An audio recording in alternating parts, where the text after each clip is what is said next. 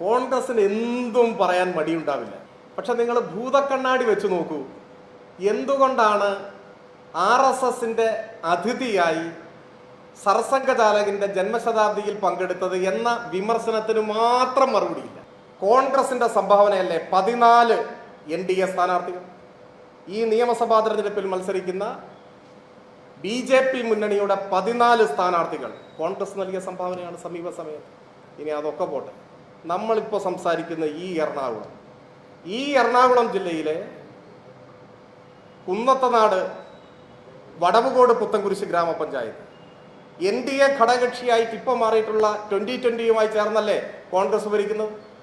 എന്നിട്ട് ഡീലിനെ കുറിച്ച് പഠിപ്പിക്കാൻ വരിക. ആദ്യം NDA ഘടകകക്ഷിയുടെ പിന്തുണയോടെയുള്ള പഞ്ചായത്ത് ഭരണം അവസാനിപ്പിക്കാൻ പറ പ്രതിപക്ഷ നേതാവിന്. അതിൻ്റെ തൊട്ടപ്പുറത്ത് മറ്റത്തൂര് നമ്മൾ ഒരുപാട് ചർച്ച ചെയ്തതാണ്. ഇപ്പോഴും കൈപ്പത്തി അടയാളത്തിൽ ജയിച്ച കോൺഗ്രസ് നേതാവല്ലേ മറ്റത്തൂർ ഗ്രാമപഞ്ചായത്തിന്റെ വൈസ് പ്രസിഡന്റ്, താമര അടയാളത്തിൽ ജയിച്ച BJPയുടെ പിന്തുണയോടെ. എത്രയിടത്ത്, ഞാൻ എറണാകുളം തൊട്ടടുത്ത് തൃശ്ശൂരും മാത്രമേ പറഞ്ഞിട്ടുള്ളൂ. ഇപ്പോഴും പ്രബലമായി നിൽക്കുന്ന RSS കോൺഗ്രസ് ഡീലിന്റെ സാക്ഷ്യപത്രങ്ങൾ നമ്മുടെ ചുറ്റുമുണ്ട്. അതൊക്കെ ഒന്ന് അവസാനിപ്പിച്ചിട്ട് പുതിയ എന്തെങ്കിലും കഥകൾ പറയുന്നതായിരിക്കും ഉചിതം എന്നാണ് എനിക്ക് തോന്നുന്നത്. തെരഞ്ഞെടുപ്പിൽ ഡീല്, കച്ചവടം തുടങ്ങിയ വാക്കുകൾ അവരുടെ കുത്തകയാണ്.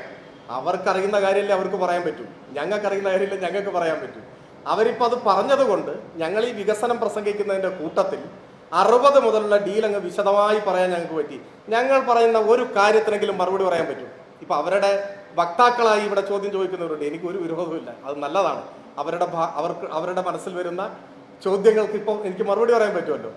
ഈ നിമിഷം വരെ EMSനെ തോൽപ്പിക്കാൻ ദീനദയാൽ ഉപാധ്യായയുടെ കാല് പിടിച്ച് സംയുക്ത സ്ഥാനാർത്ഥിയെ നിർത്തിയതിനെ കുറിച്ച് മറുപടി പറയാൻ പറ്റിയിട്ടുണ്ടോ കോൺഗ്രസിന്? ഞങ്ങൾ മറുപടി ആവശ്യപ്പെടുന്നില്ല, പക്ഷെ ഇന്നോളം മറുപടി പറഞ്ഞിട്ടില്ല. AKGയെ തോൽപ്പിക്കാൻ ജില്ലാ കാര്യവാഹകനെ കോൺഗ്രസ് സംയുക്ത സ്ഥാനാർത്ഥിയാക്കിയതിനെ കുറിച്ച് മറുപടി പറയാൻ പറ്റുമോ?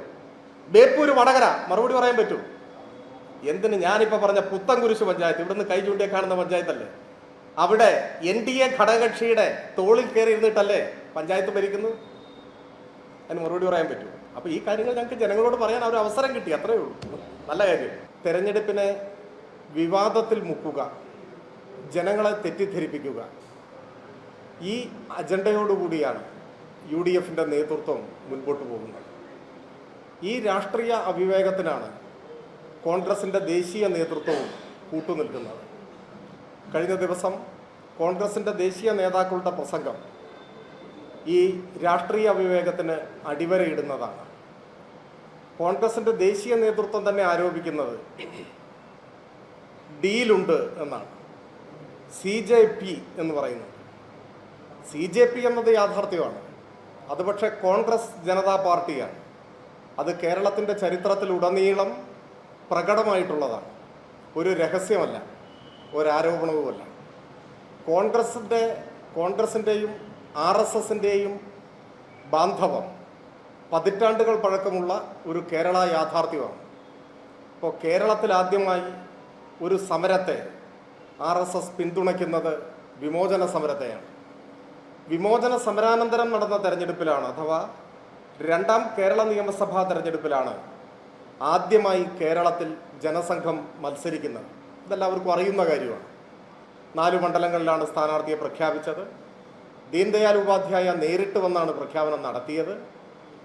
പ്രചരണം ഒരു ഘട്ടം പിന്നിട്ടപ്പോഴാണ് കോൺഗ്രസുമായി ചർച്ച ചെയ്ത് പ്രഖ്യാപിച്ച സ്ഥാനാർത്ഥികളിൽ, പ്രചരണം നടക്കുന്ന സ്ഥാനാർത്ഥികളിൽ ഒരാളെ പിൻവലിച്ച് പട്ടാമ്പിയിൽ കോൺഗ്രസ് സ്ഥാനാർത്ഥി രാഘവൻ നായരെ പിന്തുണയ്ക്കാൻ തീരുമാനിക്കുന്നു.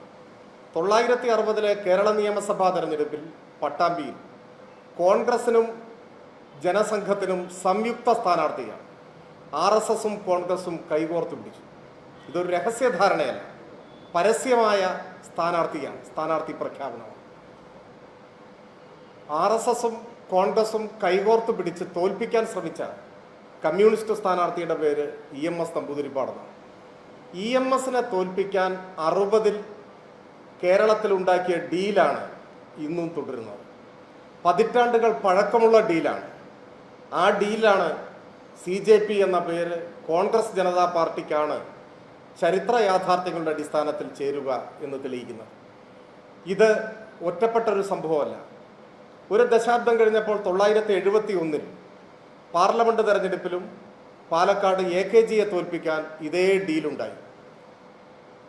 അത്തവണ സ്ഥാനാർത്ഥിയായി വന്നത് RSSന്റെ ജില്ലാ കാര്യവാഹകാണ് പ്രൊഫസർ TC ഗോവിന്ദൻ. കോൺഗ്രസിന്റെ കൂടി സ്ഥാനാർത്ഥിയായി, സംയുക്ത സ്ഥാനാർത്ഥി. ഈ രണ്ട് പരീക്ഷണങ്ങളെയും ജനം തള്ളിക്കളഞ്ഞു എന്നത് വേറൊരു കാര്യം. പിന്നെ 2 പതിറ്റാണ്ട് കഴിഞ്ഞപ്പോഴാണ് വീണ്ടും പരസ്യബാന്ധവം ഉണ്ടായത്. വടകരയും ബേപ്പൂരും നമ്മളെല്ലാവരും സമീപകാല സംഭവം എന്ന നിലയിൽ പറയുന്നൊരു കാര്യമാണ്. അപ്പോൾ വടകരയും ബേപ്പൂരും കോലീബി സഖ്യം എന്നൊക്കെ പറയുന്നത് പെട്ടെന്ന് പൊട്ടി വീണതല്ല. 60-ൽ ആരംഭിച്ച പരസ്യബാന്ധവം തുടർന്നു വരുന്നതാണ്. അതിനുശേഷം പല തെരഞ്ഞെടുപ്പുകളിലും രഹസ്യമായും ചിലയിടത്ത് പരസ്യമായുമെല്ലാം ഈ കൂട്ടുകെട്ട് മുൻപോട്ട് വന്നു. ഇത് തെരഞ്ഞെടുപ്പിൽ മാത്രമുള്ള ഒരു കൂട്ടുകെട്ടല്ല, എല്ലായ്പ്പോഴും ഈ കൂട്ടുകെട്ട് പ്രബലമായി. ഇടതുപക്ഷത്തിനെതിരെ, വിശേഷിച്ച് CPIMനെതിരെ ഏത് രംഗത്തും ഈ കൂട്ടുകെട്ട് ദൃഢമായി നിന്നു. ഇപ്പോൾ പ്രവീൺ തൊഗാഡിയ പാലക്കാട് കോഴിക്കോട്ട് വന്ന് വർഗീയ വിഷം വമിക്കുന്ന പ്രസംഗം നടത്തിയപ്പോൾ സ്വാഭാവികമായി പോലീസ് ഒരു കേസെടുത്തു. ആ കേസ് പിൻവലിക്കണമെന്ന RSSന്റെ ആജ്ഞയ്ക്ക് മുൻപിൽ വിനീത വിധേയരായി ആ കേസ് പിൻവലിച്ചു കൊടുത്തത് നമ്മൾ കണ്ടതാണ്. തിരുവനന്തപുരം MG കോളേജിൽ വെച്ചാണ് ഒരു പോലീസ് ഓഫീസറെ ബോംബെറിഞ്ഞു കൊല്ലാൻ RSS ക്രിമിനൽ സംഘം ശ്രമിച്ചത്. സ്വാഭാവികമായിട്ടും വധശ്രമത്തിന് കേസെടുത്തു. ആ പോലീസ് ഓഫീസറുടെ കാല് തന്നെ അന്ന് ബോംബാക്രമണത്തിൽ ചിതറുകയുണ്ടായി. RSSന്റെ അന്ത്യശാസനം വന്നു, ഇപ്പോൾ പിൻവലിക്കണം കേസ്. ഒരു മടിയും കൂടാതെ കേസ് പിൻവലിച്ചു കൊടുത്തു. കേരള ചരിത്രത്തിൽ തന്നെ ഒരുപക്ഷെ ആദ്യമായിട്ടായിരിക്കും ഒരു പോലീസ് ഉദ്യോഗസ്ഥനെ ബോംബെറിഞ്ഞ് കൊല്ലാൻ ശ്രമിച്ച കേസ് സംഘടനയുടെ താല്പര്യപ്രകാരം പിൻവലിച്ചു കൊടുക്കുന്നത്. ഉമ്മൻചാണ്ടി മുഖ്യമന്ത്രിയായിരിക്കുന്ന ഗവൺമെൻറ്റാണ് ഇതെല്ലാം ചെയ്തിട്ടുള്ളത്. ഇതിനിടയിലാണ് ഏതാനും മാസങ്ങൾക്ക് മുൻപ് KPCCയുടെ പ്രസിഡന്റായിരുന്ന കോൺഗ്രസിൻ്റെ നേതാവ്, കണ്ണൂരിലെ പാർലമെന്റ് അംഗം, RSSന്റെ ശാഖയ്ക്ക് കാവൽ നിന്നവരാണ് തങ്ങൾ എന്ന് പരസ്യമായി പ്രസംഗിച്ചത്. ഇപ്പം ഡീലെന്നൊക്കെ പറഞ്ഞിട്ട് പുകമറ സൃഷ്ടിക്കുന്നവർ ഈ പർവ്വത സമാനമായ യാഥാർത്ഥ്യങ്ങളെ കാണാതിരിക്കരുത്. RSSന്റെ ശാഖയ്ക്ക് കാവൽ നിന്നവരാണ് തങ്ങൾ എന്നാണ് കോൺഗ്രസിൻ്റെ നേതാവിൻ്റെ പ്രസംഗം. ഇതിൻ്റെ എല്ലാം തുടർച്ചയിലാണ് നമ്മൾ കാണേണ്ടത് ഇന്നത്തെ പ്രതിപക്ഷ നേതാവ് ഗോൾവൾക്കറുടെ ചിത്രത്തിൻ്റെ മുന്നിൽ മുട്ടുമടക്കി നട്ടല് വളച്ച് ശിരസ് കുരിച്ച് നിന്ന് നിലവിളക്ക് കൊളുത്തി ഗോൾവൾക്കറിൻ്റെ അവദാനങ്ങൾ വാഴ്ത്തിപ്പാടി എന്നതാണ്. ജന്മശതാബ്ദി ആഘോഷം ഉദ്ഘാടനം ചെയ്യാൻ RSS എന്തുകൊണ്ടാണ് പ്രതിപക്ഷ നേതാവിനെ ക്ഷണിച്ചത്? അങ്ങനെ ഒരു ക്ഷണം വന്നാൽ എന്തുകൊണ്ടാണ് ആ ക്ഷണം അദ്ദേഹം സ്വീകരിച്ചത്? 2006 തെരഞ്ഞെടുപ്പിൻ്റെ തൊട്ടു മുൻപ് തെരഞ്ഞെടുപ്പ് അന്തരീക്ഷത്തിൽ RSSുമായി ഡീലുണ്ടാക്കി, ആ ഡീലിൻ്റെ കൂടി ഭാഗമായി ജന്മശതാബ്ദി ആഘോഷം, ഗോൾവൾക്കറുടെ ജന്മശതാബ്ദി ആഘോഷം ഉദ്ഘാടനം ചെയ്തത് സംബന്ധിച്ച് വിമർശനമുയരുമ്പോൾ, ചോദ്യം ചോദിക്കുമ്പോൾ ഇതുവരെ അദ്ദേഹം മറുപടി പറഞ്ഞിട്ടുണ്ടോ? എന്തെങ്കിലും സാമാന്യ ബുദ്ധിയെ വെല്ലുവിളിക്കുന്ന മറുപടിയല്ലേ പറഞ്ഞിട്ടുള്ളത്? ഒരു പുസ്തക പ്രകാശനത്തിൻ്റെ കാര്യമല്ലേ അദ്ദേഹം പറയുന്നത്? അദ്ദേഹത്തോട് ആരാണ് പുസ്തക പ്രകാശനത്തെക്കുറിച്ച് ചോദിച്ചത്? അതിനെക്കുറിച്ച് ആരാണ് വിമർശനം ഉന്നയിച്ചത്? അതിലും നടത്തിയ പ്രസംഗത്തെ സംബന്ധിച്ച് വിമർശനം ഉണ്ടാവാം, അതവിടെ നിൽക്കട്ടെ. വിമർശനം ഉയർന്നു വന്നത് 2006 RSSന്റെ രണ്ടാമത്തെ സർസംഘചാലക ഗോൾവൾക്കർ, അദ്ദേഹം എങ്ങനെയാണ് ഇന്ത്യ ചരിത്രത്തിൽ അടയാളപ്പെടുത്തപ്പെട്ടത്? വിചാരധാര എഴുതിയ RSSന്റെ ആചാര്യനാണ്. ആ വിചാരധാരയിലാണ് ആഭ്യന്തര ഭീഷണി എന്ന ഭാഗത്ത് 19 മുതൽ 21 വരെ അധ്യായങ്ങൾ ഇന്ത്യയുടെ ഏറ്റവും വലിയ ആഭ്യന്തര ഭീഷണി മുസ്ലിങ്ങളും ക്രിസ്ത്യാനികളും കമ്മ്യൂണിസ്റ്റുകാരുമാണ് എന്ന് വിചാരധാര എന്ന RSSന്റെ അടിസ്ഥാന ഗ്രന്ഥത്തിൽ എഴുതി വെച്ച RSSന്റെ സർസംഘചാലകാണ് ഗോൾവൾക്കർ. 19ാമത്തെ അധ്യായത്തിൻ്റെ തലക്കെട്ട് മുസ്ലിങ്ങൾ എന്നാണ്. ഒരു അധ്യായം മുഴുവൻ അതാണ്, ഇന്ത്യയുടെ ഭീഷണി. 20ാമത്തെ അധ്യായത്തിൻ്റെ തലക്കെട്ട് ക്രിസ്ത്യാനികൾ എന്നാണ്, ഒരു അധ്യായം മുഴുവൻ അതാണ്. 21ാമത്തെ അധ്യായം കമ്മ്യൂണിസ്റ്റുകാർ. ഈ 3 കൂട്ടരും ഇന്ത്യയുടെ ഭീഷണിയാണ്, ഇവരെല്ലാം തുടച്ചു നീക്കണമെന്ന് ആഹ്വാനം ചെയ്യുന്ന ഇന്ത്യ കണ്ട ഏറ്റവും വലിയ വർഗീയവാദികളിൽ ഒരാളായ RSSന്റെ രണ്ടാമത്തെ സർസംഘചാലകിൻ്റെ ജന്മശതാബ്ദി ഉദ്ഘാടനം ചെയ്യാൻ എന്തുകൊണ്ട് ഇന്നത്തെ പ്രതിപക്ഷ നേതാവിനെ അന്ന് RSS ക്ഷണിച്ചു? അതാണ് ചോദ്യം. അതിന് മറുപടി പറയണ്ടേ? 60-ൽ EMSനെതിരായി RSS ഡീലുണ്ടാക്കിയതിനെ ഇപ്പം മറുപടി പറയണമെന്നൊന്നും നമ്മൾ പറയുന്നില്ല. കാരണം അതൊന്നും മറുപടിയില്ല. അതെല്ലാം ചരിത്ര യാഥാർത്ഥ്യങ്ങളാണ്. സത്യമായി ചരിത്രത്തിൽ ഇങ്ങനെ നിലനിൽക്കുകയാണ്. വർഗീയ വലതുപക്ഷ സഖ്യത്തിന്റെ സാക്ഷ്യപ്പെടുത്തലുകളാണ് അതെല്ലാം. 71-ൽ AKGയെ തോൽപ്പിക്കാൻ RSSും കോൺഗ്രസും കൈകോർത്തതിന് ഇപ്പം മറുപടി പറയണമെന്നൊന്നും നമ്മൾ പറയുന്നില്ല. അതിനൊന്നും മറുപടി പറയാൻ കഴിയില്ല ആർക്കും. വടകരയും ബേപ്പൂരും ഇപ്പോൾ നമ്മൾ പറയുന്നില്ല. പക്ഷേ ഇപ്പോഴത്തെ പ്രതിപക്ഷ നേതാവ് ഇങ്ങനെയെല്ലാം ജനങ്ങളെ തെറ്റിദ്ധരിപ്പിക്കാൻ വ്യാജ പ്രചരണം നടത്തുമ്പോൾ നിങ്ങൾ എന്തിന് RSSന്റെ സർസംഘചാലകായിരുന്ന ഗോൾവാൾക്കറിന്റെ ജന്മശതാബ്ദി ഉദ്ഘാടനം ചെയ്യാൻ RSSന്റെ ക്ഷണം സ്വീകരിച്ച് RSSന്റെ ഇഷ്ടക്കാരനായി അവിടെ പോയി എന്ന് ചോദിക്കും? അതിന് മറുപടി പറയാതിരുന്നിട്ട് കാര്യമില്ല. ആവർത്തിച്ച് ചോദിച്ചുകൊണ്ടിരിക്കും. കേരളം ചോദിക്കും. നിങ്ങൾ പിന്നെയും പിന്നെയും ആളുകളെ തെറ്റിദ്ധരിപ്പിക്കുന്ന മറുപടി പറ. യഥാർത്ഥത്തിൽ മതനിരപേക്ഷ കേരളത്തോട് പ്രതിപക്ഷ നേതാവ് മാപ്പ് പറയേണ്ടതാണ്. ഇനി ഇങ്ങനെ RSS പരിപാടിയിൽ പങ്കെടുക്കുമോ എന്ന കാര്യം വ്യക്തമാക്കേണ്ടതാണ്. ആ ചോദ്യം എത്ര കാലം കഴിഞ്ഞാലും കേരളത്തിൽ അവശേഷിക്കുന്ന ചോദ്യമാണ്. അതിന് വ്യാജ ആരോപണങ്ങൾ ഉയർത്തിക്കൊണ്ടുവന്നത് കൊണ്ട് കാര്യമില്ല. കുറെ കൂടി വിവേകത്തോടെ കോൺഗ്രസിന്റെ ദേശീയ നേതൃത്വം പെരുമാറേണ്ടതാണ്. ഒരു തെരഞ്ഞെടുപ്പിനെ രാഷ്ട്രീയ ഉള്ളടക്കമുള്ളതാക്കി മാറ്റാൻ, നാടിൻ്റെയും ജനങ്ങളുടെയും പ്രശ്നങ്ങൾ ചർച്ച ചെയ്യുന്ന തെരഞ്ഞെടുപ്പാക്കി മാറ്റാൻ എല്ലാവർക്കും ഉത്തരവാദിത്വമുണ്ട്. ആ ഉത്തരവാദിത്വം നിർവഹിക്കുന്നതിൽ കോൺഗ്രസിന്റെ ദേശീയ നേതൃത്വം ദയനീയമായി പരാജയപ്പെടുന്നതായിട്ടാണ് കാണുന്നത്. അതിവിടെ മാത്രമല്ല, ഇന്ത്യ കൂട്ടായ്മയെ തന്നെ ദുർബലപ്പെടുത്തുന്ന രാഷ്ട്രീയ അവിവേകമാണ് കോൺഗ്രസ് ദേശീയ നേതൃത്വത്തിന്റെ ഭാഗത്തുള്ളത്. ഇപ്പം മനീഷ് സിസോദിയയും കെജ്രിവാളും ഇരുവരെയും ജയിലിലടയ്ക്കാൻ RSSന് ചൂട്ടുകത്തിച്ചു കൊടുത്തത് ആരാണ്? കോൺഗ്രസും RSSും കൈകോർത്തല്ലേ ഈ രണ്ടുപേരെയും ജയിലിലടച്ചത്? ഇപ്പോൾ കള്ളക്കേസാണെന്ന് വ്യക്തമായി. യഥാർത്ഥത്തിൽ ഇന്ത്യയിലെ ജനങ്ങളോട് കോൺഗ്രസ് മാപ്പ് പറയേണ്ടതാണ്. ഇന്ത്യ കൂട്ടായ്മയെ ദുർബലപ്പെടുത്തുന്ന ഈ സമീപനം ആത്യന്തികമായി സംഘപരിവാരത്തിന് NDAയ്ക്കാണ് ഗുണം ചെയ്യുക എന്നത് എല്ലാവർക്കും അറിയുന്നതാണ്. അങ്ങനെ പ്രത്യക്ഷമായും പരോക്ഷമായും സംഘപരിവാരത്തിന് ഗുണം ചെയ്യുന്ന നിലപാടുകൾ തുടർച്ചയായി സ്വീകരിക്കുന്നതാണ് ഇന്ത്യയിലെ മതനിരപേക്ഷവാദികളുടെ തന്നെ വിശ്വാസം നേടുന്നതിൽ കോൺഗ്രസ് പരാജയപ്പെടുന്നത്. അത് തിരുത്താൻ കോൺഗ്രസ് തയ്യാറാവണം. തെരഞ്ഞെടുപ്പിനെ തെരഞ്ഞെടുപ്പായി നേരിടാൻ തയ്യാറാവണം. ജനങ്ങളെ തെറ്റിദ്ധരിപ്പിക്കുന്ന വ്യാജ പ്രചരണം അവസാനിപ്പിക്കണം. ഒപ്പം എത്ര കഴിഞ്ഞാലും ഗോൾവാൾക്കറിന്റെ ജന്മശതാബ്ദി ഉദ്ഘാടനം ചെയ്യാൻ RSSന്റെ പ്രിയങ്കരനായി പോയതിൻ്റെ പശ്ചാത്തലം വിശദീകരിക്കുകയും വേണം. ഇതാണ് ഒരു കാര്യം. രണ്ടാമത്തെ കാര്യവും, ഇപ്പോൾ നാട് കണ്ട ഏറ്റവും വലിയ സമീപകാല ദുരന്തമായിരുന്നു വയനാട് ചൂരൽമല മുണ്ടക്കൈ ദുരന്തം. അതിനെ ഒരു അവസരമായി, പണപ്പിരിവിനുള്ള അവസരമായിട്ടാണ് കോൺഗ്രസ് മാറ്റിയത്. പോഷക സംഘടനകൾ ദുരന്തങ്ങളെ പണപ്പിരിവിനുള്ള അവസരമാക്കി മാറ്റുന്നത് മനുഷ്യർക്ക് ചേർന്ന ഒരു കാര്യമല്ല.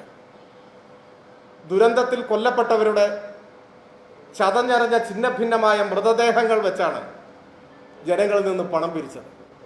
ആ പണം സംബന്ധിച്ച്, അത് ചെലവഴിച്ചത് സംബന്ധിച്ച് ഒരുപാട് വാർത്തകൾ ഇതിനോടകം വന്നിട്ടുണ്ട്. ഇത്തരത്തിലുള്ള ചോദ്യങ്ങളോട് പ്രതിപക്ഷ നേതാവ് പ്രതികരിച്ചത് തൻ്റെയും KPCC പ്രസിഡന്റിൻ്റെയും പേരിലുള്ള ജോയിന്റ് അക്കൗണ്ടിൽ പണം ഉണ്ട് എന്നാണ്. അദ്ദേഹം പതിവായി പറയുന്ന മറ്റു നുണകൾ പോലെ ഇതും സത്യത്തിൻ്റെ കണികയില്ലാത്ത പ്രസ്താവനയാണ് എന്ന് ഇപ്പോൾ വ്യക്തമായിരിക്കുകയാണ്. ഏത് അക്കൗണ്ടിലാണ് പണം നിക്ഷേപിച്ചത്? എത്ര പണം പിരിച്ചു? ഇത് ജനങ്ങളോട് പറയാനുള്ള ഉത്തരവാദിത്വം കോൺഗ്രസിനുണ്ട്. ജനങ്ങളിൽ നിന്ന് പണം പിരിച്ചതാണ്, അതും ഒരു ദുരന്തത്തിൻ്റെ മുഖത്ത്. എത്ര തുക പിരിച്ചു? ആ പണം എവിടെ? ജോയിന്റ് അക്കൗണ്ടിൽ എന്ന് പറഞ്ഞത് കളവാണ് എന്ന് വ്യക്തമായി. തെരഞ്ഞെടുപ്പ് നാമനിർദ്ദേശ പത്രികയോടൊപ്പമുള്ള സത്യവാങ്മൂലത്തിൽ അങ്ങനെ ഒന്നും ഇല്ല. അപ്പോൾ അത് കളവാണ് എന്ന് വ്യക്തമായി. ഏത് അക്കൗണ്ടിലാണ് പണം? എത്രയാണ് പണം? വീടൊന്നും വെക്കാൻ പോകുന്നില്ല എന്ന് എല്ലാവർക്കും അറിയാം. ഞാൻ അതിനെക്കുറിച്ച് ഈ ഘട്ടത്തിൽ ഒന്നും പറയുന്നില്ല. പക്ഷേ നാട് കണ്ട മഹാദുരന്തത്തിൻ്റെ മുന്നിൽ മൃതശരീരം കാണിച്ച് ജനങ്ങളിൽ നിന്ന് പിരിച്ച പണം അങ്ങനെ മോഷ്ടിക്കുന്നത് നാടിന് നാണക്കേടാണ്. അതിൻ്റെ കണക്ക് പറയണം. എത്ര പണം കിട്ടി? ഏത് അക്കൗണ്ടിൽ? പറഞ്ഞത് കളവ് എന്ന് വ്യക്തമായിട്ടുണ്ട്. അതിന് മറുപടി കോൺഗ്രസ് നേതൃത്വം പറയണം. ഈ രണ്ട് കാര്യങ്ങളാണ് ഇന്ന് പറയാൻ.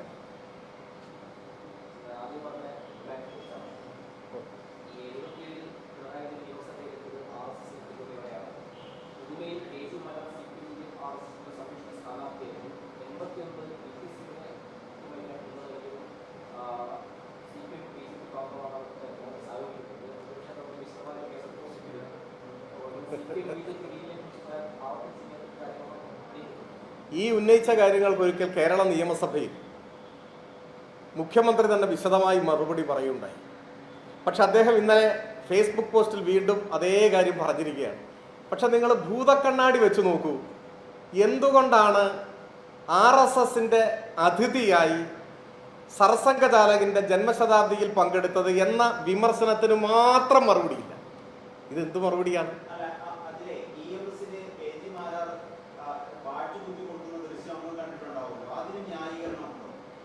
അതാണോ ഇതിന്റെ മറുപടി? അല്ല, ഞാനിതിന്റെ മറുപടി പറയായിരുന്നു. ഇദ്ദേഹം ചോദിച്ച ചോദ്യത്തിന് ഞാൻ മറുപടി പറയായിരുന്നു. അപ്പോൾ മറ്റേ സഹിക്ക വയ്യാതെ നിങ്ങൾ എടുത്ത് ചാടിയിട്ട് ചോദിക്കുകയാണ് ഈ ഇത് കുത്തിക്കൊടുത്തതിന് മറുപടി ഇല്ലേ ചോദിക്കുകയാണ്. ഞാൻ നിങ്ങൾ ഏത് ചോദ്യം ചോദിച്ചാലും മറുപടി പറയും. നമ്മൾ തമ്മിൽ അങ്ങനെ ഒരു തർക്കത്തിന്റെ പ്രശ്നമേ വേണ്ട. എനിക്കാണെങ്കിൽ ഇന്നൊരു അല്പസമയമുണ്ട്.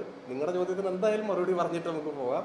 അപ്പോൾ ഇദ്ദേഹം ചോദിച്ച ചോദ്യത്തിന് ഞാൻ മറുപടി പറഞ്ഞു വരികയായിരുന്നു. ഞാൻ പറഞ്ഞത് ഇതിന് വിശദമായ ഒരു മറുപടി നിയമസഭയിൽ മുമ്പ് പറഞ്ഞിരുന്നു. എന്നിട്ടും അത് ആവർത്തിക്കുകയാണ്.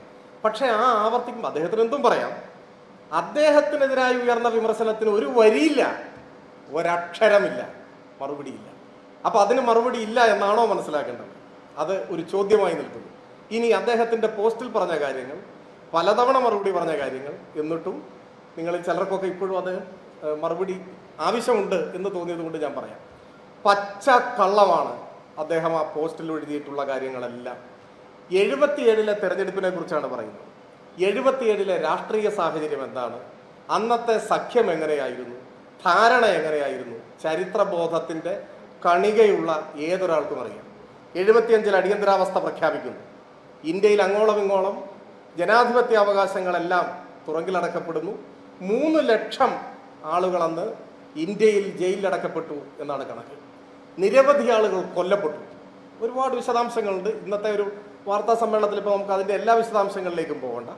അത്തരമൊരു ഘട്ടത്തിൽ ഈ രാജ്യമെമ്പാടുമുള്ള മനുഷ്യാവകാശ പ്രവർത്തകരും രാഷ്ട്രീയ പ്രവർത്തകരും എല്ലാം തുറങ്കിലടക്കപ്പെട്ട ബുൾഡോസർ രാജിൻ്റെ ഒരു കാലത്ത്, ഇന്ത്യയിലെ ജയിലുകൾ മനുഷ്യരെ കൊണ്ട് നിറഞ്ഞു കവിഞ്ഞ ഒരു കാലത്ത്, അവസാനം അടിയന്തരാവസ്ഥ പിൻവലിച്ച ഘട്ടമായപ്പോൾ ജയപ്രകാശ് നാരായണന്റെയും മറ്റും ആഹ്വാനപ്രകാരം പ്രതിപക്ഷമെല്ലാം ഒരുമിക്കണം എന്ന ആഹ്വാനം ഉണ്ടായി. ആ ആഹ്വാനത്തിന്റെ ചുവട് പിടിച്ച് അന്ന് ഇന്ത്യയിലെ പ്രധാന പ്രതിപക്ഷ പാർട്ടികൾ എല്ലാം പിരിച്ചുവിട്ട് ജനതാ പാർട്ടി രൂപീകരിച്ചു. ഏതൊക്കെ പാർട്ടി? ഭാരതീയ ലോക്ദൾ, സ്വതന്ത്ര പാർട്ടി, സോഷ്യലിസ്റ്റ് പാർട്ടി, സംഘടനാ കോൺഗ്രസ്, ഇതൊക്കെ അന്ന് പിരിച്ചുവിട്ടു. എന്നിട്ട് രൂപീകരിച്ചതാണ് ജനതാ പാർട്ടി. ആ ജനതാ പാർട്ടിയിൽ ജനസംഘവും പിരിച്ചുവിട്ട് അതിൽ ചേർന്നു. അതാണ് വസ്തുത. ജനസംഘം ഉൾപ്പെടെയുള്ള, സ്വതന്ത്ര പാർട്ടി ഉൾപ്പെടെയുള്ള, സോഷ്യലിസ്റ്റ് പാർട്ടി ഉൾപ്പെടെയുള്ള സംഘടനാ കോൺഗ്രസും ഭാരതീയ ലോക്ദളും എല്ലാം പ്രവർത്തനം അവസാനിപ്പിച്ച് പുതിയ ഒരു പാർട്ടി രൂപീകരിച്ചു. ആ പാർട്ടിയാണ് ജനതാ പാർട്ടി. ഭാരതീയ ലോക്ദളിന്റെ ചിഹ്നമാണ് കലപ്പയന്തിയ കർഷകനാണെന്ന് തെരഞ്ഞെടുപ്പിൽ മത്സരിക്കാൻ ഉപയോഗിച്ചത്. എന്നാൽ CPIM ആ പാർട്ടിയിൽ ചേരാനോ പിരിച്ചുവിടാനോ പോയില്ല. പക്ഷേ ജനതാ പാർട്ടിയുമായി സഹകരിച്ചു. അതൊരു യാഥാർത്ഥ്യമാണ്. അന്ന് ജനസംഘമില്ല, ജനതാ പാർട്ടിയുമായി സഹകരിച്ചിട്ടുണ്ട് ആ തെരഞ്ഞെടുപ്പിൽ. അത് 77-ലെ തെരഞ്ഞെടുപ്പാണ്. എന്നാൽ 77-ൽ ജനതാ പാർട്ടി എന്ന് പറയുന്നത് മതനിരപേക്ഷ സ്വഭാവത്തോടു കൂടി നിലനിന്നൊരു പാർട്ടിയാണ്. അധികം കഴിയുന്നതിന് മുൻപ് അതിലുള്ള ചില ആളുകൾ RSSുമായി ബന്ധം പുലർത്തുന്നു, അല്ലെങ്കിൽ RSSുകാരാണ് എന്ന നിലയിലുള്ള ചർച്ചകൾ ഉയർന്നു വന്നു. അതൊരു വസ്തുതയാണ്. 79-ൽ കേരളത്തിൽ നിയമസഭാ ഉപതെരഞ്ഞെടുപ്പ് നടക്കുന്നു.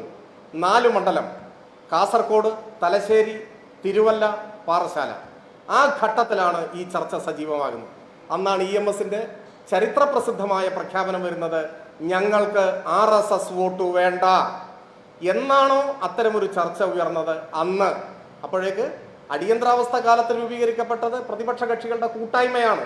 അതിൽ RSSും ഇല്ല, അതിൽ BJP പിൽക്കാലത്താണല്ലോ വരും. BJPയും ഇല്ല, ജനസംഘവും ഇല്ല, ജനതാ പാർട്ടി മാത്രമാണ്. ജനതാ പാർട്ടിയോട് ഞങ്ങൾ സഹകരിച്ചിട്ടുണ്ട്. RSS വോട്ട് ഞങ്ങൾക്ക് ആവശ്യമില്ല എന്ന EMSന്റെ ചരിത്രപ്രസിദ്ധമായ പ്രഖ്യാപനത്തിന് ശേഷം RSSുമായി കടുത്ത ശത്രുത നിലനിന്ന ഘട്ടത്തിൽ ഈ 4 ഉപതെരഞ്ഞെടുപ്പിലും ഞങ്ങൾ വിജയിക്കുകയാണ് ചെയ്തിട്ടുള്ളത്. പിന്നെ 77-ൽ പിണറായി എന്നൊക്കെ പറഞ്ഞു. പിണറായി ആദ്യമായിട്ട് 77-ലാണോ MLA ആവുന്നത്? ആരോടാണ് ഇതൊക്കെ പറയുന്നത്? പിണറായി ആദ്യമായി നിയമസഭയിലേക്ക് അംഗമാകുന്ന 77-ആണോ? 7 കൊല്ലം മുമ്പ് 70-ലാണ്. ആരോടൊക്കെ മത്സരിച്ച്? ഈ കോൺഗ്രസിനോടും ജനസംഘത്തോടും മത്സരിച്ച് അവരെ തോൽപ്പിച്ചിട്ടാണ് നിയമസഭയിലേക്ക് വരുന്നത്. ആ കാലത്തുടനീളം കണ്ണൂരിലും പരിസര പ്രദേശങ്ങളിലും RSSും CPM-ഉം തമ്മിൽ കടുത്ത സംഘർഷങ്ങളും വലിയ തോതിൽ വാർത്തക്കിടയായിട്ടുള്ള സംഭവങ്ങൾ, കുഞ്ഞിരാമന്റെ കൊലപാതകം ഉൾപ്പെടെ നടക്കുന്ന ഒരു ഘട്ടമാണ്. അതാണ് എന്നും മറക്കരുത്. ഇനി ഇതിന്റെ ബാക്കിയുണ്ട്. ആ ഫേസ്ബുക്ക് പോസ്റ്റ് മാത്രം വായിച്ചാൽ ബാക്കി അതിലില്ല. അതിനുശേഷം ഈ RSSും സ്വാധീനിക്കുന്നു ജനതാ പാർട്ടിയെ എന്ന വിമർശനം ഉയർന്ന ഘട്ടത്തിൽ ജനതാ പാർട്ടിയുമായി ഇടതുപക്ഷം ബന്ധം വിച്ഛേദിച്ചു. 80-ൽ തെരഞ്ഞെടുപ്പ് വന്നു, പാർലമെന്റ് തെരഞ്ഞെടുപ്പും നിയമസഭാ തെരഞ്ഞെടുപ്പും. 80-ലെ പാർലമെന്റ് തെരഞ്ഞെടുപ്പിൽ ഈ ജനതാ പാർട്ടിയുമായി, ഏത് അപ്പോഴേക്ക് RSS സ്വാധീനം ഉണ്ട് എന്ന് ആരോപിക്കപ്പെടുന്ന ജനതാ പാർട്ടി, പണ്ടതില്ല, ആ ജനതാ പാർട്ടിയുമായി കോൺഗ്രസ് സഖ്യത്തിൽ ഏർപ്പെട്ടു. ആ സഖ്യത്തിന്റെ കാസർഗോഡ് മണ്ഡലത്തിലെ സ്ഥാനാർത്ഥിയുടെ പേരെന്താ? ഈ ബഹുമാന്യനായ പ്രതിപക്ഷ നേതാവ് മറന്നോ? 1980-ലെ പാർലമെന്റ് തെരഞ്ഞെടുപ്പിൽ കാസർഗോഡ് മണ്ഡലത്തിലെ കോൺഗ്രസ് മുന്നണിയുടെ സ്ഥാനാർത്ഥിയുടെ പേരെന്താ? ആ പേര് O. രാജഗോപാലൻ എന്നാണ്. O. രാജഗോപാലിന് വോട്ട് പിടിച്ച് നടന്നവരാണ് കോൺഗ്രസ് എന്നോർത്ത് വെച്ചോളണം. ആ സമയത്ത് തന്നെ നിയമസഭാ തെരഞ്ഞെടുപ്പ് നടന്നു. ഈ KG മാരാർ ആ തെരഞ്ഞെടുപ്പിൽ സ്ഥാനാർത്ഥിയായിരുന്നു. പെരിങ്ങളം മണ്ഡലത്തിൽ അന്ന് കോൺഗ്രസ് മുന്നണിയുടെ സ്ഥാനാർത്ഥിയായ RSSകാരൻ KG മാരാരെ പെരിങ്ങളത്ത് തോൽപ്പിച്ചയാളാണ് ഇന്ന് എലത്തൂരിൽ മത്സരിക്കുന്ന ഇടതുപക്ഷ സ്ഥാനാർത്ഥി AK ശശീന്ദ്രൻ. അന്നും ഇന്നും ഇടതുപക്ഷത്തിന്റെ സ്ഥാനാർത്ഥിയായിരുന്നു. അന്ന് എടക്കാട് മത്സരിച്ച സ്ഥാനാർത്ഥിയാണ് മുൻ KPCC പ്രസിഡന്റ്. കോൺഗ്രസിന്റെ സ്ഥാനാർത്ഥിയായിട്ടല്ല, ജനതാ പാർട്ടിയുടെ സ്ഥാനാർത്ഥിയായിട്ട്. അന്ന് ചവറയിലും ഒറ്റപ്പാലത്തും RSSന്റെ നേതാക്കളാണ് സ്ഥാനാർത്ഥികളായി മത്സരിച്ചത്, കോൺഗ്രസ് മുന്നണിയുടെ സ്ഥാനാർത്ഥിയായിട്ട്. അവരെ പരാജയപ്പെടുത്തിയവരാണ് ഇടതുപക്ഷം. അപ്പോൾ ഇതാണ് ഇവരാരോപിക്കുന്നതിലെ കാര്യം. ഞങ്ങൾ സഹകരിച്ചത് 77-ൽ ജനതാ പാർട്ടിയുമായിട്ടാണ്. എന്നാൽ അതേ ജനതാ പാർട്ടിയിൽ RSSന്റെ സ്വാധീനം പ്രകടമായി എന്ന് ആരോപിക്കപ്പെട്ട ഘട്ടത്തിൽ കോൺഗ്രസ് ആണ് കൂട്ടുകെട്ടുണ്ടാക്കിയത്. അന്ന് രാജഗോപാലും KG മാരാരും അവരുടെ മുന്നണിയിലെ സ്ഥാനാർത്ഥികളാണ്. EMSോ മറ്റാരെങ്കിലുമോ നിങ്ങൾ ഈ പറയുന്ന നേതാക്കന്മാരോടൊപ്പം ഇരുന്നിട്ടുള്ളത് 77-ൽ ജനതാ പാർട്ടിയുടെ നേതാക്കന്മാരായിരിക്കുമ്പോഴാണ്. അത് അടർത്തി മാറ്റുമ്പോൾ 80-ലെ അവരുടെ മുന്നണി സ്ഥാനാർത്ഥിയാണ് ഈ മാരാർ എന്ന് മറന്നു വരുന്നത്. പിന്നെ മാരാർ എഴുതിയ ആത്മകഥയുണ്ടല്ലോ, അതെന്താ മറന്നുപോയി? മാരാരെഴുതിയ ആത്മകഥയിൽ ഒരധ്യായം പാഴായ പരീക്ഷണങ്ങളാണ്. അത് വായിച്ചാൽ എന്തായിരുന്നു കോൺഗ്രസും RSSും തമ്മിലുള്ള അന്തർധാര, രഹസ്യ ബാന്ധവം. ഞാൻ നേരത്തെ പറഞ്ഞതൊക്കെ പരസ്യമാണ്. പരസ്യമായിട്ടുള്ള കാര്യങ്ങൾ ആരോപണമല്ല, അത് വസ്തുതയാണ്. പട്ടാമ്പിയും പാലക്കാടും ബേപ്പൂരും വടകരയും ഒക്കെ പറഞ്ഞത് യാഥാർത്ഥ്യങ്ങളാണ്. എന്നാൽ രഹസ്യധാരണകളുടെ ആഴവും വ്യാപ്തിയും അത് ഈ KG മാരാർ തന്നെ വ്യക്തമാക്കിയിട്ടുണ്ട്. അദ്ദേഹം തന്നെ KG മാരാരുടെ ചിത്രമൊക്കെ എടുത്ത സ്ഥിതിക്ക് അദ്ദേഹത്തെ വിശ്വാസമായിരിക്കുമല്ലോ. അപ്പോൾ അത് വായിച്ചു കഴിഞ്ഞാൽ ബാക്കി എല്ലാ വിശദാംശങ്ങളും അതിലുണ്ട്. ഇനി അതൊക്കെ പോട്ടെ. ഈ നിയമസഭാ തെരഞ്ഞെടുപ്പിൽ കോൺഗ്രസിന്റെ സംഭാവനയല്ലേ 14 NDA സ്ഥാനാർത്ഥികൾ. ഈ നിയമസഭാ തെരഞ്ഞെടുപ്പിൽ മത്സരിക്കുന്ന BJP മുന്നണിയുടെ 14 സ്ഥാനാർത്ഥികൾ കോൺഗ്രസ് നൽകിയ സംഭാവനയാണ് സമീപ സമയത്ത്. ഇനി അതൊക്കെ പോട്ടെ. നമ്മളിപ്പോൾ സംസാരിക്കുന്ന ഈ എറണാകുളം ജില്ലയിലെ കുന്നത്തനാട് വടവുകോട് പുത്തൻകുരിശ് ഗ്രാമപഞ്ചായത്ത് NDA ഘടകകക്ഷിയായിട്ട് ഇപ്പം മാറിയിട്ടുള്ള 2020യുമായി ചേർന്നല്ലേ കോൺഗ്രസ് ഭരിക്കുന്നത്. എന്നിട്ട് ഡീലിനെ കുറിച്ച് പഠിപ്പിക്കാൻ വരിക. ആദ്യം NDA ഘടകകക്ഷിയുടെ പിന്തുണയോടെയുള്ള പഞ്ചായത്ത് ഭരണം അവസാനിപ്പിക്കാൻ പറ പ്രതിപക്ഷ നേതാവിന്. അതിൻ്റെ തൊട്ടപ്പുറത്ത് മറ്റത്തൂര് നമ്മൾ ഒരുപാട് ചർച്ച ചെയ്തതാണ്. ഇപ്പോഴും കൈപ്പത്തി അടയാളത്തിൽ ജയിച്ച കോൺഗ്രസ് നേതാവല്ലേ മറ്റത്തൂർ ഗ്രാമപഞ്ചായത്തിന്റെ വൈസ് പ്രസിഡന്റ്? താമര അടയാളത്തിൽ ജയിച്ച BJPയുടെ പിന്തുണയോടെ എത്രയിടത്ത്? ഞാൻ എറണാകുളം തൊട്ടടുത്ത് തൃശ്ശൂരും മാത്രമേ പറഞ്ഞിട്ടുള്ളൂ. ഇപ്പോഴും പ്രബലമായി നിൽക്കുന്ന RSS കോൺഗ്രസ് ഡീലിന്റെ സാക്ഷ്യപത്രങ്ങൾ നമ്മുടെ ചുറ്റുമുണ്ട്. അതൊക്കെ ഒന്ന് അവസാനിപ്പിച്ചിട്ട് പുതിയ എന്തെങ്കിലും കഥകൾ പറയുന്നതായിരിക്കും ഉചിതം എന്നാണ് എനിക്ക് തോന്നുന്നത്. ഇനി ചോദിച്ചു.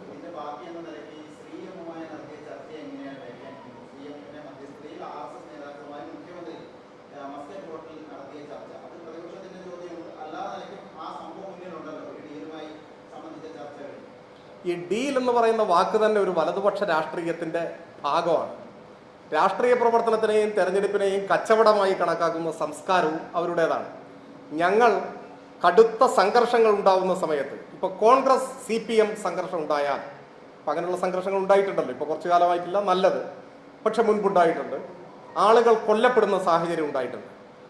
കോൺഗ്രസ് CPM സംഘർഷം പോലെ RSS CPM സംഘർഷങ്ങൾ ഉണ്ടായിട്ടുണ്ട്. ആളുകൾ കൊല്ലപ്പെടുന്ന സാഹചര്യം ഉണ്ടായിട്ടുണ്ട്. ഇത്തരം ഘട്ടങ്ങളിലെല്ലാം സംഘർഷങ്ങൾ അവസാനിപ്പിക്കാനും രാഷ്ട്രീയ സംഘർഷങ്ങളിൽ ആളുകൾ കൊല്ലപ്പെടാതിരിക്കാനും സംഘർഷത്തിൽ ഏർപ്പെട്ടിട്ടുള്ള കക്ഷികൾ തമ്മിലും സർവകക്ഷി എന്ന നിലയ്ക്കും ജില്ലാ ഭരണകൂടത്തിൻ്റെ അഭ്യർത്ഥന പ്രകാരവും അല്ലാതെയും ചർച്ചകൾ നടന്നിട്ടുണ്ട്. ആ ചർച്ചകളുടെ ഭാഗമായാണ് കേരളത്തിൽ രാഷ്ട്രീയ സംഘർഷങ്ങളും കൊലപാതകങ്ങളും വലിയൊരളവോളം കുറച്ചു കൊണ്ടുവരാൻ കഴിഞ്ഞിട്ടുള്ളത്. അപ്പോൾ അത്തരത്തിലുള്ള ചർച്ചകൾ പൊതു താല്പര്യത്തെ മുൻനിർത്തിയുള്ള ചർച്ചകളാണ്.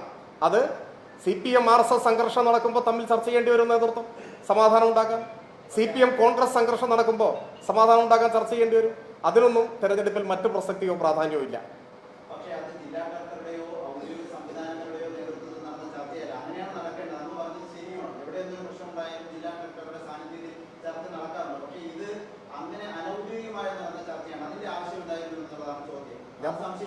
ഞാൻ പറയാത്തൊരു വാക്ക് അതിനിടയിൽ തിരികെ അവരുടെ നേതൃത്വത്തിൽ, ഞാൻ നേതൃത്വത്തിൽ എന്ന് പറഞ്ഞിട്ടില്ല, അവരുടെ ആവശ്യമനുസരിച്ച് എന്നാണ്. സമൂഹത്തിൻ്റെയും ഔദ്യോഗിക സംവിധാനങ്ങളുടെയും ആവശ്യപ്രകാരം നടന്നിട്ടുള്ള ചർച്ചകളെ കുറിച്ചാണ് ഞാൻ പറഞ്ഞത്. അതിൽ എല്ലാം ഉണ്ട്.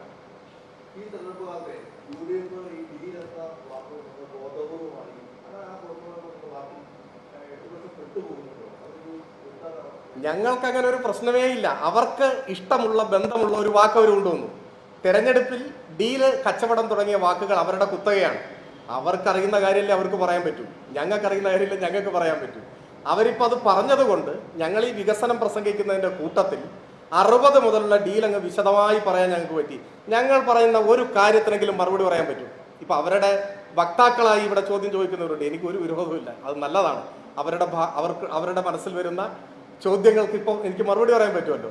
ഈ നിമിഷം വരെ EMSനെ തോൽപ്പിക്കാൻ ദീനദയാൽ ഉപാധ്യായയുടെ കാലു പിടിച്ച് സംയുക്ത സ്ഥാനാർത്ഥിയെ നിർത്തിയതിനെ കുറിച്ച് മറുപടി പറയാൻ പറ്റിയിട്ടുണ്ടോ കോൺഗ്രസിന്? ഞങ്ങൾ മറുപടി ആവശ്യപ്പെടുന്നില്ല, പക്ഷെ ഇന്നോളം മറുപടി പറഞ്ഞിട്ടില്ല. AKGയെ തോൽപ്പിക്കാൻ ജില്ലാ കാര്യവാഹകനെ കോൺഗ്രസ് സംയുക്ത സ്ഥാനാർത്ഥിയാക്കിയതിനെ കുറിച്ച് മറുപടി പറയാൻ പറ്റുമോ? ബേപ്പൂര് വടകര മറുപടി പറയാൻ പറ്റുമോ? എന്തിന് ഞാനിപ്പോൾ പറഞ്ഞ പുത്തൻകുരിശ് പഞ്ചായത്ത്, ഇവിടുന്ന് കൈ ചൂണ്ടിയെ കാണുന്ന പഞ്ചായത്തല്ലേ, അവിടെ NDA ഘടകകക്ഷിയുടെ തോളിൽ കയറി ഇരുന്നിട്ടല്ലേ പഞ്ചായത്ത് ഭരിക്കുന്നത്? അതിന് മറുപടി പറയാൻ പറ്റുമോ? അപ്പോൾ ഈ കാര്യങ്ങൾ ഞങ്ങൾക്ക് ജനങ്ങളോട് പറയാൻ ഒരു അവസരം കിട്ടി, അത്രയേ ഉള്ളൂ. നല്ല കാര്യം.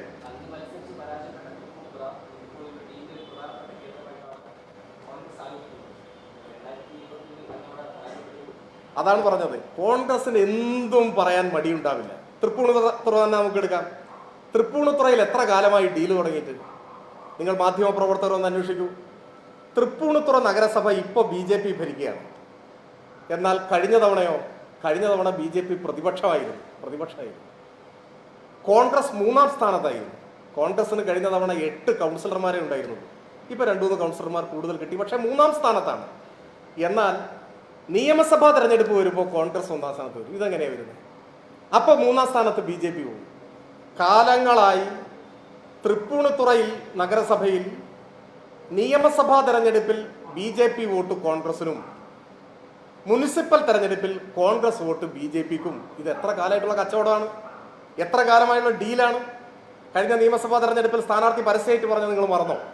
ഞാൻ പിന്നെ അവിടെ ഒരു സ്ഥാനാർത്ഥി കൂടി ആയതുകൊണ്ട് കൂടുതലായിട്ട് ഞാനത് പറയണ്ട എന്ന് കരുതിയതാണ്. ഇനി തെരഞ്ഞെടുപ്പ് കഴിഞ്ഞിട്ട് BJP സ്ഥാനാർത്ഥി പരസ്യമായിട്ട് പറഞ്ഞു വോട്ട് വാങ്ങിയ കോൺഗ്രസ് സ്ഥാനാർത്ഥിയും വോട്ട് നഷ്ടപ്പെട്ട BJP സ്ഥാനാർത്ഥിയും ഈ കാര്യം പരസ്യമായി സ്ഥിരീകരിച്ചതാണ് കഴിഞ്ഞ തവണ. ഈ തവണ അവിടെ 2020യുടെ സ്ഥാനാർത്ഥിയെ നിർത്തിയത് കഴിഞ്ഞ കാലങ്ങളിലെല്ലാം നടത്തിയ ഡീൽ കുറച്ചുകൂടി സുഗമമായി നടത്താനാണ്. അതിൻ്റെയൊക്കെ തൊട്ടടുത്തുള്ള സ്ഥലമാണ് ഈ വടവുകോട് പുത്തൻകുരിശ്. ഇവിടങ്ങളിലെല്ലാം നിലനിൽക്കുന്ന ചരിത്രത്തിൽ വേരുകളുള്ള സംഘപരിവാർ കോൺഗ്രസ് ഡീലിൻ്റെ സാക്ഷ്യപത്രങ്ങളാണ് ഇതെല്ലാം. അക്കാര്യത്തിൽ സംശയമില്ല.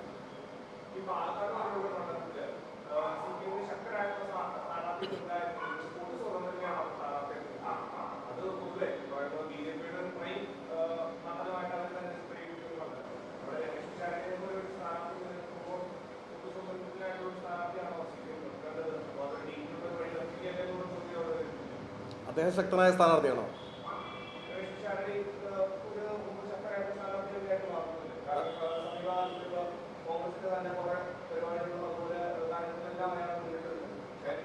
അവിടെ മത്സരിച്ച സ്ഥാനാർത്ഥികളെക്കാളൊക്കെ ശക്തൻ അദ്ദേഹമാണോ കോൺഗ്രസിന്റെ? ആണ്. ഞങ്ങളുടെ ഒരു അഭിപ്രായം വേണ്ടി ചോദിച്ചത് ആണല്ലേ? ആയിക്കോട്ടെ. അല്ല, ഞാൻ മറുപടി പറയാം. ഞാൻ നിങ്ങളുടെ അഭിപ്രായം അറിയാൻ വേണ്ടി ചോദിച്ചു. ആ, ഞങ്ങൾ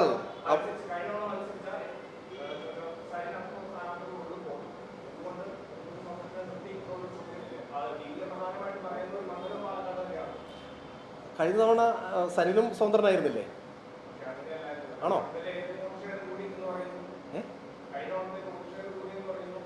കഴിഞ്ഞ വർഷം? ആ, അല്ല, ഞാൻ നിങ്ങളുടെ ചോദ്യത്തിലുള്ള ഒരു പൊരുത്തക്കേട് ചൂണ്ടിക്കാണിക്കാൻ വേണ്ടിയിട്ടാണ് ആവർത്തിച്ച് ചോദിച്ചത്. എന്താണെന്ന് ചോദിച്ചാൽ, പാലക്കാട് നിയമസഭാ മണ്ഡലത്തിൽ ഞങ്ങളിപ്പോൾ 2011 മുതൽ കുറച്ച് പുറകിലാണ്. ഞങ്ങൾ ജയിച്ചിരുന്നൊരു മണ്ഡലമാണ്. എന്നാൽ മണ്ഡല പുനർനിർണയം കഴിഞ്ഞപ്പോൾ ഞങ്ങൾ കുറച്ച് പുറകിലായി. അത് മറികടക്കാൻ വേണ്ടിയാണ് ഞങ്ങളവിടെ ഓരോ തെരഞ്ഞെടുപ്പിലും പരിശ്രമിച്ചത്. നല്ല കരുത്തരായ സ്ഥാനാർത്ഥികൾ അവിടെ മത്സരിച്ചു, പാർട്ടി ചിഹ്നത്തിൽ തന്നെ മത്സരിച്ചു. പക്ഷെ ഞങ്ങൾക്ക് മുൻപോട്ട് വരാൻ കഴിഞ്ഞില്ല. കഴിഞ്ഞ തെരഞ്ഞെടുപ്പിൽ ഞങ്ങളൊരു സ്വതന്ത്രനെ മത്സരിപ്പിച്ചു. ഈ ചോദ്യം അന്ന് പലരും ചോദിച്ചിട്ടുണ്ട്, എന്നോട് തന്നെ ചോദിച്ചിട്ടുണ്ട്. അത് മനസ്സിൽ വെച്ചുകൊണ്ടാണ് ഞാൻ നിങ്ങളോട് പ്രതികരിച്ചത്. നിങ്ങളൊരു കരുത്തനായ സ്ഥാനാർത്ഥിയെ നിർത്തണ്ടേ എന്ന് ചോദിച്ചിരുന്നു. പക്ഷെ കഴിഞ്ഞ തവണ തെരഞ്ഞെടുപ്പ് കഴിഞ്ഞപ്പോൾ അതിന് മുൻപുള്ള തെരഞ്ഞെടുപ്പിനേക്കാൾ കുറച്ച് കൂടുതൽ വോട്ട് ഞങ്ങൾക്ക് കിട്ടുകയാണ് ചെയ്തത്. ഞങ്ങൾക്ക് കുറച്ച് കൂടുതൽ വോട്ട് കിട്ടി. അപ്പോൾ ഒരു സ്വതന്ത്രനെ അവിടെ മത്സരിക്കാൻ നിയോഗിച്ചത് കൊണ്ട് ഒരല്പം മുൻപോട്ട് വരാൻ കഴിഞ്ഞു. ജയിക്കാനൊന്നും കഴിഞ്ഞില്ല എന്നതാണ് വസ്തുത. ഈ തെരഞ്ഞെടുപ്പിൽ കുറെ കൂടി വോട്ടുകൾ സമാഹരിക്കാൻ കഴിയുന്ന ഒരു സർവ്വസ്വീകാര്യതയുള്ള കക്ഷി രാഷ്ട്രീയത്തിനപ്പുറത്ത് ആ നാടിനാകെ പ്രിയങ്കരനായ കൂടുതൽ വോട്ട് സമാഹരിക്കാൻ കഴിയുന്ന ഒരു സ്ഥാനാർത്ഥിയെ ഞങ്ങൾ അന്വേഷിച്ചു, ഞങ്ങൾക്ക് ലഭിച്ചു. ഇപ്പോൾ നിങ്ങൾ ഇന്ന് എന്നോട് ചോദിച്ച ചോദ്യം അവിടുത്തെ സാഹചര്യങ്ങൾ ഓരോ ദിവസം കഴിയുമ്പോഴുള്ള മാറ്റം അറിയാത്തതുകൊണ്ടാവും ഞാൻ കരുതുകയാണ്. അവിടെ ഇപ്പോൾ ഏറ്റവും ബലവാനായ സ്ഥാനാർത്ഥി റസാഖാണ്. റസാഖ് അവിടെ ജയിക്കും. ജയിക്കാൻ വേണ്ടി മത്സരിക്കുന്ന മത്സരമാണ് അവിടുത്തെ മത്സരം. ബാക്കിയുള്ളവരെല്ലാം പറയുന്ന അഭിപ്രായങ്ങൾക്ക് യാതൊരു വിലയും ഈ സന്ദർഭത്തിലില്ല.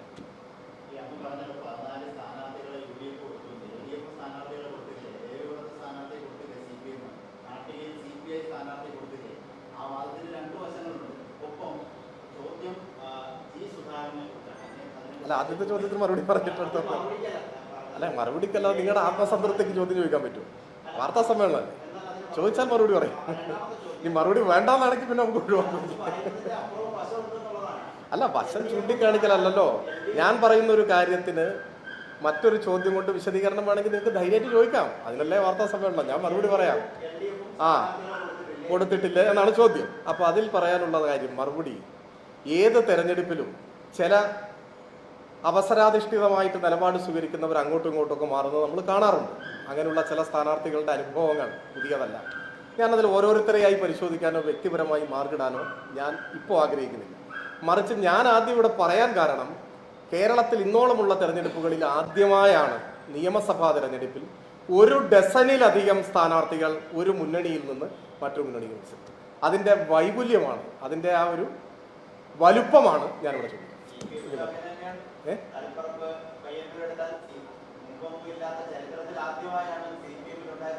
അല്ല, ഇനി അത് നിങ്ങളെ ഞാൻ തിരുത്താം. അതുപോലെയല്ല, നിങ്ങൾ പറഞ്ഞ തളിപ്പറമ്പാണ്, ഇനി അടുത്ത് പറയാം പയ്യന്നൂരാണ്, അതിൻ്റെ അടുത്ത് ചിലപ്പോൾ പറയാം അമ്പലപ്പുഴയാണ്. ഇവിടെയെല്ലാം ഈ പറഞ്ഞ NDAക്ക് സംഭാവന ചെയ്തതുപോലെ സ്ഥാനാർത്ഥികളെ CPM സംഭാവന ചെയ്തു എന്നൊരു ആരോപണം നിങ്ങൾക്ക് ഉന്നയിക്കാൻ പറ്റില്ല. കാരണം അവരെല്ലാം സ്വതന്ത്രരായി മത്സരിച്ചപ്പോൾ അവിടെ പോയി പിന്തുണ കൊടുത്തു എന്നാണ് ഞാൻ മനസ്സിലാക്കുന്നത്. ശരിയാണെങ്കിൽ നിങ്ങളിലൂടെ ഞാൻ മനസ്സിലാക്കുന്നു. എന്നാൽ ഞാൻ പറഞ്ഞവരെല്ലാം ഔദ്യോഗിക ചിഹ്നത്തിൽ, NDAയുടെ ചിഹ്നത്തിൽ, താമരയിൽ, മറ്റുള്ളവരുടെ ചിഹ്നത്തിൽ പോയി മത്സരിക്കുകയാണ്. അപ്പോൾ ഒരു സ്വതന്ത്രൻ മത്സരിച്ചിട്ട് അവിടെ പോയി പിന്തുണ കൊടുക്കുന്നതും ആ മുന്നണിയിലേക്ക് കയറി ചെന്ന രാഷ്ട്രീയം സ്വീകരിച്ച് മത്സരിക്കുന്നതൊക്കെ തമ്മിൽ വ്യത്യാസമുണ്ട്. ഇനി പറഞ്ഞു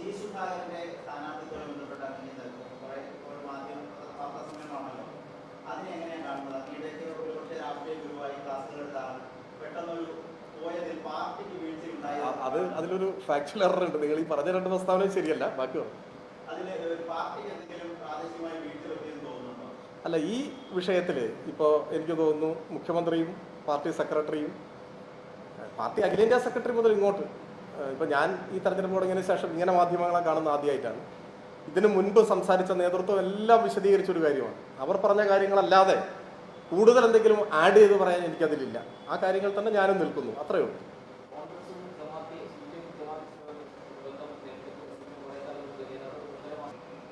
ഞാൻ അതിനെക്കുറിച്ച് കമൻറ്റ് ചെയ്യുന്നില്ല. ഒന്ന് ഈ പേജുകളെക്കുറിച്ച് എനിക്കറിയില്ല. ഞാൻ നവമാധ്യമങ്ങളിൽ കുറച്ച് മാത്രം ഇടപെടുന്ന ഒരാളാണ്. പക്ഷേ എൻ്റെ ശ്രദ്ധയിലൊക്കെ വന്നിട്ടുള്ള കാര്യം തന്നെയാണ്. മാറ്റി പറഞ്ഞു എന്ന് പറഞ്ഞ് ലഘൂകരിക്കരുത്. നമുക്ക് വേണമെങ്കിൽ സ്ഥാനത്തെ ബഹുമാനിച്ചുകൊണ്ട് കളവ് പറഞ്ഞു എന്നുള്ള വാക്കൊക്കെ ഒഴിവാക്കാം. പകരം അടിസ്ഥാനരഹിതമായ പ്രസ്താവന നടത്തിയെന്നോ വസ്തുതയുമായി പൊരുത്തപ്പെടാത്ത കാര്യം പറഞ്ഞു എന്നൊക്കെ പറയാം. ഈ ഒരു കള്ളം പറഞ്ഞു, പച്ചക്കള്ളൻ, പച്ചക്കള്ളം, നുണയൻ എന്നൊക്കെ പറയുന്നത് ഒരു പാർലമെന്ററി മര്യാദയ്ക്ക് നിരക്കുന്നതല്ല എന്ന് വിമർശനമുണ്ടെങ്കിൽ നമുക്കതിനെയൊക്കെ ഒന്ന് നല്ല ഭാഷ, ഇപ്പോൾ പൊളിറ്റിക്കൽ കറക്റ്റ്നെസ് ഒക്കെ നോക്കുന്ന ഒരു കാലമാണ്, അങ്ങനെയൊക്കെ പറയാം. പക്ഷെ നിങ്ങൾ ആലോചിച്ച് നോക്കൂ, സംഗതി കളവല്ലേ പറയുന്നത്, ഓരോ ദിവസവും പറയുന്നത്. നിങ്ങൾ മാധ്യമപ്രവർത്തകരെന്ന നിലയിൽ നിങ്ങൾ തന്നെ ഒരു രജിസ്റ്റർ സൂക്ഷിക്കാൻ ശ്രമിച്ചാൽ നന്നായിരിക്കും എന്ന് എനിക്ക് അഭിപ്രായമുണ്ട്. ഓരോ ദിവസവും പറയുന്ന കാര്യം ഒരു സങ്കോചവും ഇല്ലാതെയല്ലേ പറയുന്നത്. ഓർത്തു വെക്കാൻ പറ്റുമോ എത്ര എണ്ണം എന്ന് പറയുന്നത്? ഇപ്പൊ കഴിഞ്ഞ ദിവസം തന്നെ പറഞ്ഞില്ലേ, മുൻ KPCC പ്രസിഡന്റ് ഫേസ്ബുക്ക് പോസ്റ്റ് ഇട്ടപ്പോൾ അദ്ദേഹത്തെ ഞാൻ വിളിച്ചു, സംസാരിച്ചു. അങ്ങനെ ഒരു ഫേസ്ബുക്ക് പോസ്റ്റേ അദ്ദേഹം ഇട്ടിട്ടില്ല, പറഞ്ഞില്ലേ? 24 മണിക്കൂർ തികയുന്നതിന് മുമ്പ് അദ്ദേഹം പറഞ്ഞില്ലേ, എന്നെ വിളിച്ചിട്ടുമില്ല, സംസാരിച്ചിട്ടുമില്ല, ഞാൻ തന്നെ ഇട്ട ഫേസ്ബുക്ക് പോസ്റ്റാണ്, പറഞ്ഞില്ലേ? അങ്ങനെ എത്ര എത്ര എത്ര ഞാനൊന്നും ആവർത്തിച്ചൂടെ പറയാൻ ശ്രമിക്കുന്നില്ല. പക്ഷേ രാഷ്ട്രീയത്തിലേക്കൊക്കെ പുതുതായി കടന്നു വരുന്ന തലമുറ ഒരു സ്റ്റേറ്റ്സ്മാൻഷിപ്പ് എന്ന് പറഞ്ഞാൽ, ഒരു രാഷ്ട്രതന്ത്രജ്ഞത, രാഷ്ട്രീയ നേതൃത്വം എന്നൊക്കെ പറഞ്ഞാൽ ഇതാണ് രീതി എന്ന് പഠിച്ചാൽ എന്തായിരിക്കും സ്ഥിതി?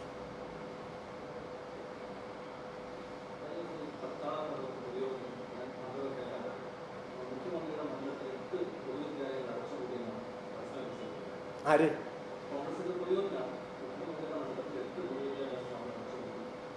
അത് മറ്റേ എനിക്ക് തോന്നുന്നു മൊത്തത്തിൽ ഇപ്പോൾ കോൺഗ്രസിൻ്റെ ഒരു പ്രചരണത്തിൻ്റെ സ്വഭാവമായിരിക്കും നിങ്ങളുടെ ചോദ്യത്തിന് ആധാരമായിട്ടുണ്ടാവുക.